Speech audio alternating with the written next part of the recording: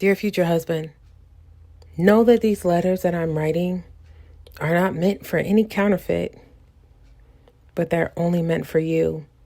For as my words flow forward, they are like darts that only you will be able to catch.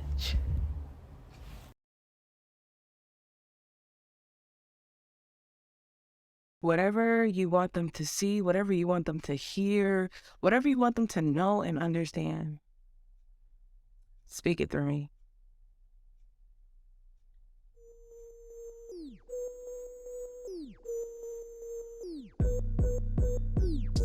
Hey guys, welcome to It's Simply a Doc, where we take everyday life, we pair it with the Bible, and we help you guys walk through this thing one day at a time. I am your host, Allison, but my friends here call me Allie, and I'm excited to be back with you guys.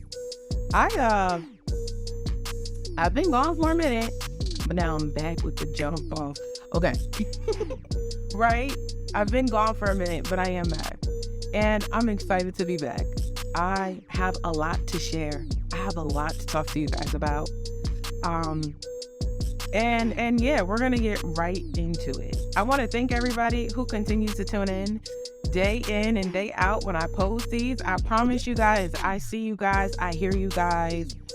I the heart that I have for you guys is like something I can't even explain, but I am so grateful. My heart is filled with the love that you give every time you hop on here. So, yeah. If you know of anybody who can benefit from this, if you know of anybody who may be struggling in life with some things and they're ready to dismantle, to put back together the right way, like send them my podcast. Other than that, I really want to tell y'all what's been going on lately.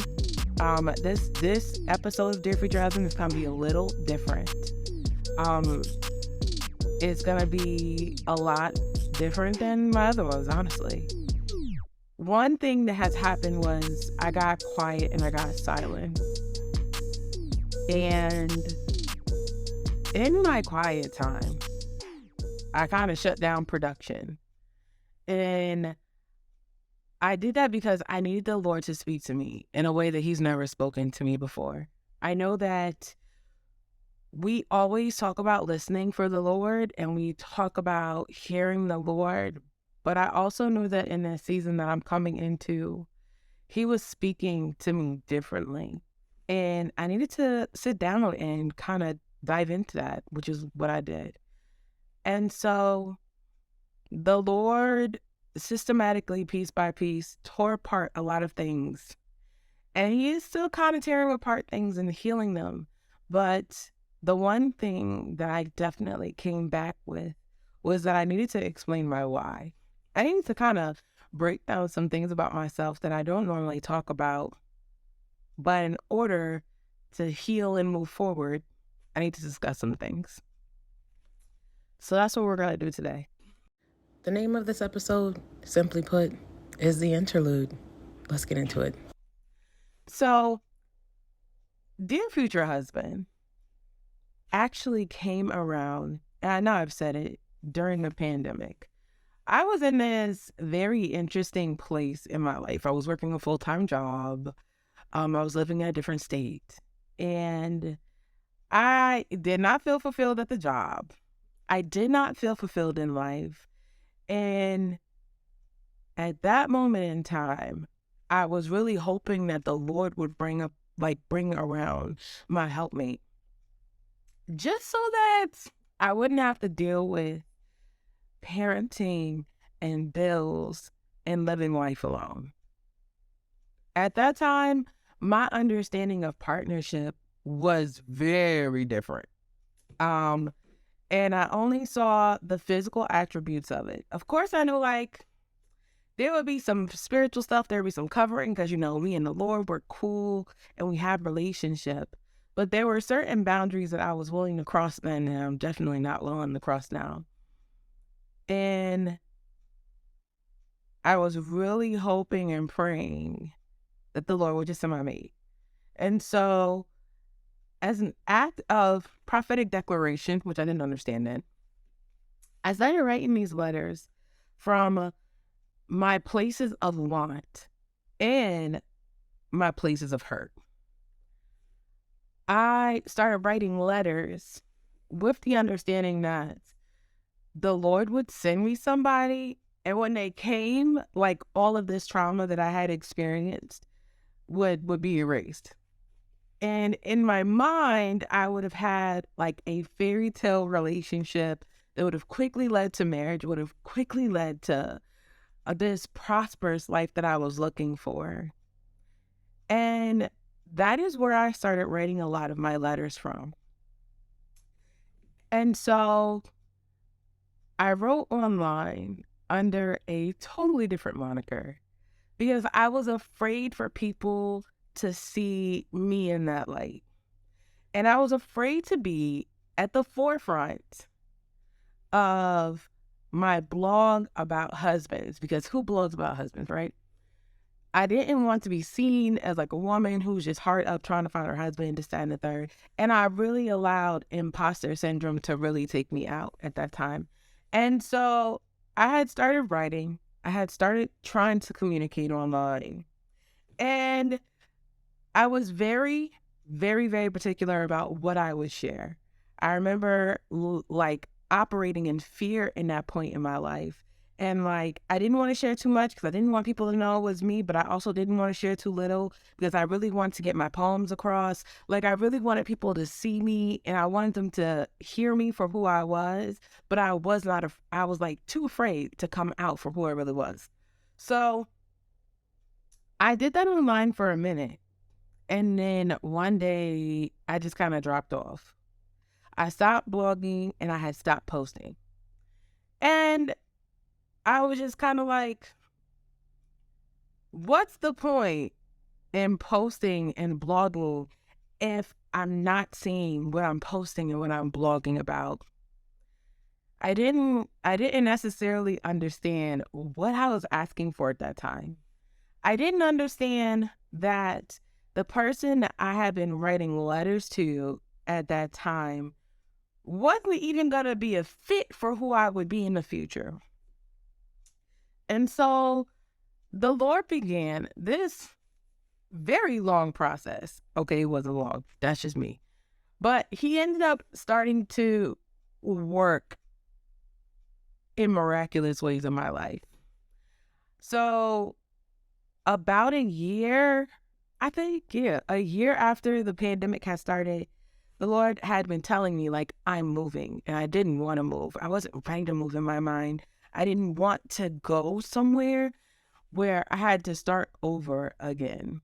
And the Lord was like, nah, but that's what you're about to do. So a year after the pandemic, working in healthcare with the little one, trying to get her to a somewhat regular schedule, even though healthcare is 24 hours, right? I quit my job. And I was applying for colleges in different states. I was applying to switch my life around. And I ended up moving and not going to college. Not going to that college because it just wasn't a good fit. But I ended up moving. And I moved to a different state. And it was nothing what I thought it would be whatsoever. I literally moved like 5 or 6 months after I actually left my job, and the Lord really had me pushing into my creative entrepreneurial side. And so like I started making t-shirts, I started doing a bunch of things, and like my letters were still on the back of my head, but I was still too afraid to produce them. And so I left them and I let them sit on a shelf for a very long time.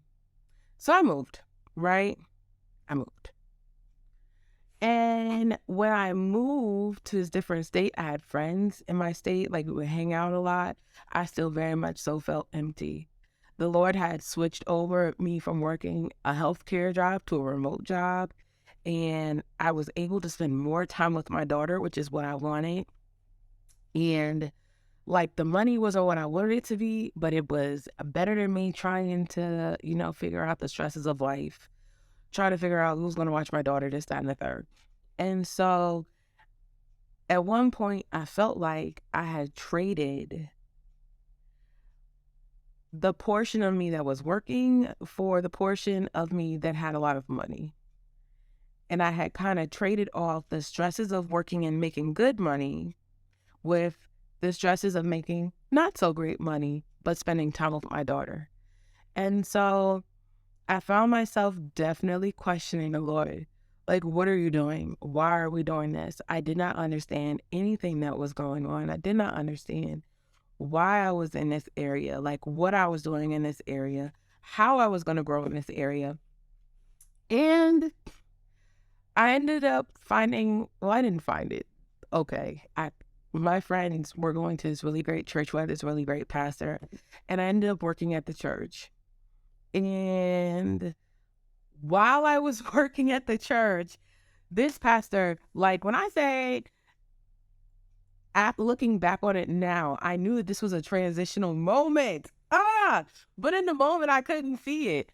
I started going to a church that saw me for who I was. I didn't have to hide behind any of the stuff that I had to hide behind before. Like, I could authentically show up as myself. And I was heard, not just as like Allison who can sing, not just as Allison who could play the drums, but I was literally heard as Allison who had a prophetic voice. And that was different for me. And it was huge for me because I had been in spaces where I was able to speak prophetically to people, and I was still having an issue showing up like that in my church.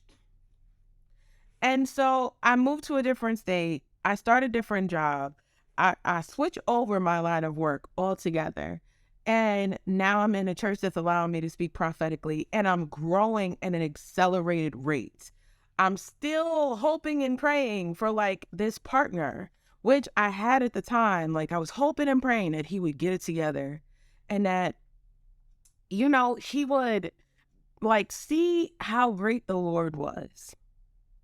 But even him, like me wanting him to see that what was great, like it was still kind of in a space of, I want the Lord to do the work, but I want him to do it quick. I want him to do it now. Like, I believe the Lord for accelerated change, but like, I also wanted to try and control that scenario, and it just wasn't happening. Like, the Lord was just not with my stuff in that season. I'm telling you, he was not with my stuff in that season. And so while I'm working at this church and I'm learning, I'm growing, I'm doing things differently. Like I'm going to see my friends in different states. I'm talking to their prophetic leaders, and I'm starting to make all of these changes in my life in this new state. And I'm like, I'm finna settle down. I'm finna live here forever. And the Lord was like, no. He just was like, nah, this is like a transitional moment. And it was the first huge transitional pivot that I had ever had in my life. I did not realize what the Lord was doing. I did not realize how me saying yes to leaving my job was going to put me on this whole road. I did not. And so I started working at the church, and maybe 2 or 3 months later, the pastor gets a new church and he leaves. And in my head, I'm like, what? Like, how is this happening? So in the process of him leaving and me preparing to like help, not like literally help with the things that the pastor would have done, like announcements and stuff like that, like a lot of interesting things ended up taking place in that time where like I couldn't even stay at the churches for my job. And so I ended up leaving the church, leaving my job, and then maybe a month later, I left the state. Like I ended up moving because things just weren't working out. I ended that relationship, and me and my daughter moved. And so I moved in temporarily with my parents in Virginia, and we were hanging out, we were chilling. I was there literally 18 days. I was at my parents' house for 18 days and my father passes away. And when I say, like, you're never prepared for what that looks like when you lose a parent, like, regardless of whatever, like, you're never prepared to lose a parent. And when I say up until like that year that I had moved to a different state, me and my dad had been in very close proximity to each other. Like, he lived with me a year after the pandemic started. And when he had moved to Virginia, I moved him. And so, like, this last year was the only year that me and my dad really had not been that close to each other, really had not been that tight with each other. And now I'm coming, and me and my daughter are here to hang out with Pop and my dad. And 18 days later, he passes away. And that thing, it broke me. That thing completely broke me. And so I stopped again. And I asked the Lord, like, why are you continuously shifting my life, right?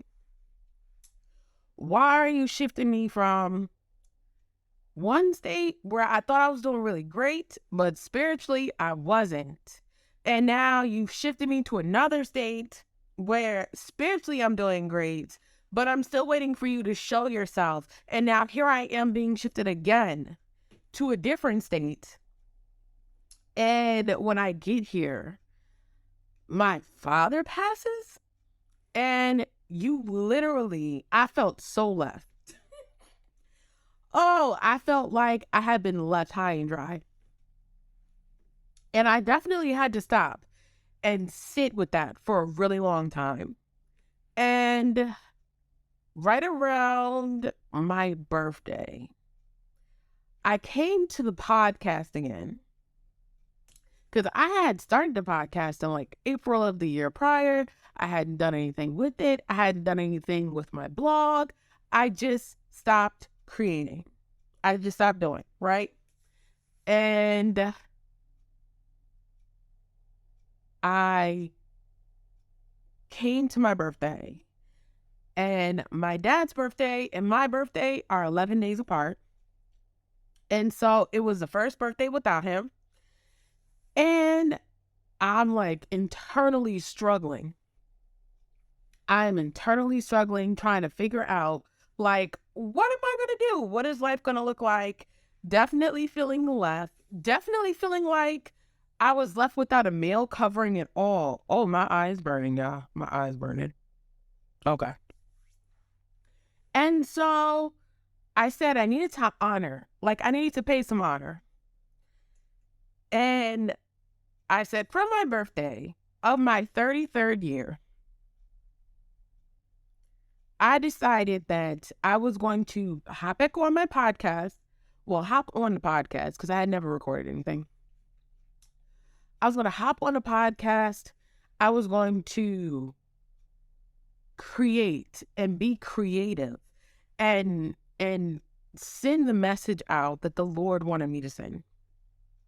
And I decided to, in that moment, take control of the things that I needed to take control of and walk away from the things that I didn't. And when I started the, 10 before 33, which is the beginning of the podcast, I literally was starting that place from a deficit in myself. And so 10 before 33, like, allowed me to pour my heart and my mind out so that the Lord could refill. And between October of last year and now, the pivoting process has been real. The pivoting process has been so crazy. And he has shown me in the pivoting process that certain things have to die in order for the resurrections of the right things to occur. And that to grieve and to have funerals over who you used to be and what you used to believe and what you used to understand is the best thing that you can do when it comes to transitioning into a new being. And my why for this podcast stems from that. Because if I didn't have a record or a recording of who I was in October to go back and listen to, I would not believe the amount of growth I have seen in myself. I would not even believe the amount of growth that I have heard other people say about me. And so 10 Before 33 in this podcast ended up being a stamp to show progress from A to where I am now, B. And now I just continue to podcast because literally the Lord has called me to this platform. He has called me to this platform because there are people out there who are going through things that we don't talk about or that they don't know to talk about with their friends or their family. And I may come on here and I may say it. I probably will come on here and say, and I ain't even gonna hold you. Because there is trauma that is trapped for some people, and it takes somebody else shining a light that is actually trauma for them to realize that it's something that needs to be let go of. When I was talking to the Lord this morning, he literally said, like, flow in and flow out. And to honor his breath, my feelings need to flow in, be processed, and flow out naturally. Otherwise, harboring feelings and not taking the information can make you sick. And so this is my why. Because there are sick people out here and they don't realize that all it takes is a processing of information, a processing of feelings, a new understanding, wisdom in feelings, wisdom in the situation even, that would give them the room to take that exhale breath and drop the trauma. And so if it's anything that you guys take from this podcast, it's the fact that I literally want people to see that they're not out here struggling by themselves. They're not out here in this world trying to figure it out with no community and no help. But they are literally here to make it past and then to get better. And then after you get better, to take what you've learned and to give it to somebody else who needs it. So, yeah, that's my why. I'm literally here to dismantle the lies that the world and society and even your family, maybe yourself, those organized lies that you've told yourself that have created patterns. I'm here to break those. Like, I'm called to break those. And then tell you what the Bible says about them. Because I'm not telling you what Allison's saying. Because let me tell you, if it was up to Allison, things would be, not Allison. But I'm going to tell you what the Bible says about them. I'm going to tell you what I've learned about life. And I'm going to give you some advice. Or I'm going to give you some things to avoid. Real talk. But I'm going to try and fill your cup and then introduce you to the person who fills all cups. And so that is literally all I think I'm talking about today. I have no letter today because I really feel like the letters that we need to write today should probably be to ourselves, to make sure that we are understanding our whys, why we do what we do, why we continue to push, why we show up the way we do. And if it's not authentic, then it's time that we do that. It's time that people see the person that we really are.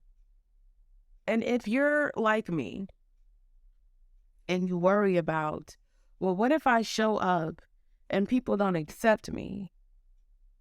Then they're not for you. What if I show up and people hurt me? If you are a blood-bought believer, then you serve a God who can mend any heart.